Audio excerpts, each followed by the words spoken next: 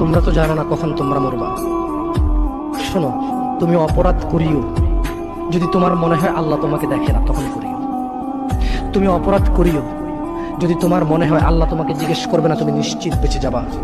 তুমি অপরাধ করিও যদি তোমার মনে হয় যে আল্লাহ তোমার জন্য জাহান্নাম নির্ধারণ করবে, আর তুমি আল্লাহকে বলবো আল্লাহ আপনি বললেই হবে না, আমি জাহান্নামে যাবো। যদি এই ক্ষমতার অধিকারী হও তাহলে তুমি অপরাধ করিও। তোমাকে বলি, মহিলা, মা, বোন, চাচা, চাচি, নামাজ ছাড়া মানুষ মুসলমান থাকে না। ওয়াল্লাহি আমি বলছি না কোথায় বাঁধবেন, তর্ক পরে। আমি বলছি আপনি নামাজটা স্টার্ট করেন।